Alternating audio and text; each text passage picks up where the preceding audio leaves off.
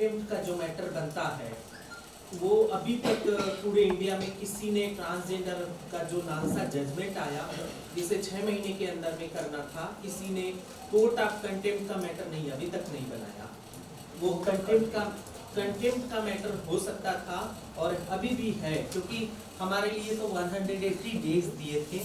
तो हम प्रश्न पूछने की स्थितियों में थी कि आप जो हमारे फर्दर एक्सपर्ट कमेटी की रिपोर्ट और जो 9 जजमेंट जो आए थे उन 9 जजमेंट में मतलब एक पॉइंट पे क्या क्या हुआ है।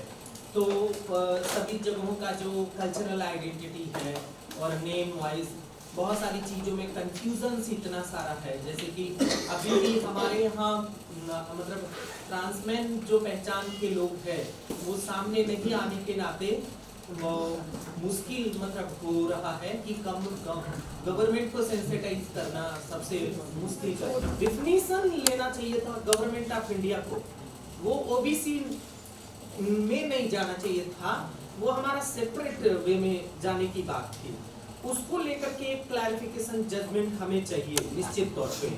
और जो मतलब अभी तो मैं रख नहीं रखी हूँ, लेकिन मैं फिलिप जी से भी शेयर कर रही थी एक बात के लिए कि अगर मुझे बस में रिजर्वेशन मिला कि बस में जो सीटें बनी रहती उसमें एक सीट ट्रांसजेंडर्स को दे दिया, तो वो दिल्ली में नहीं है, दिल्ली में खूब बस चलती है, कोई नहीं है, मेट्रो बस चलती है, वहाँ पे भी कोई नाम पहचान कुछ भी नहीं है, महिलाओं के लिए डब्बे दे दिए गए हैं, लेकिन हमारे लिए उस डब्बे में क्या कोई ऐसा ये जगह होगी?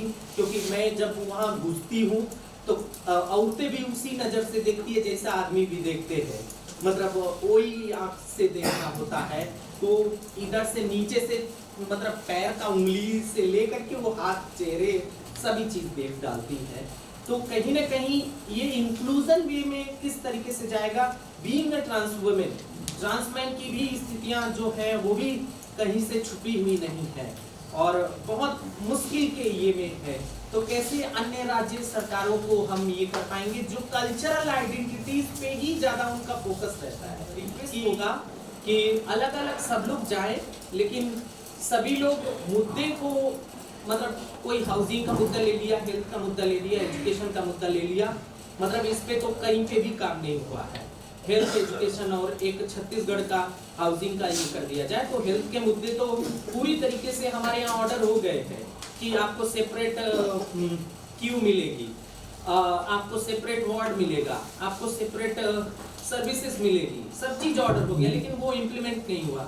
जेंडर का जो ट्रेनिंग देना है वो एजुकेशन में भी हो गया, हेल्थ में भी हो गया, मतलब एवरीवेयर हो गया, लेकिन वो उनमें पैसा कहाँ से आएगा इसका कोई माय बाप नहीं है।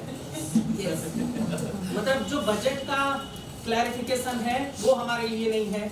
जेंडर बजटिंग पे गवर्नमेंट ऑफ इंडिया बात कर रही है, लेकिन कभी क्या कोई ट्रांसजेंडर्स को भी बुलाया है कि जेंडर बजटिंग पे बात करती है?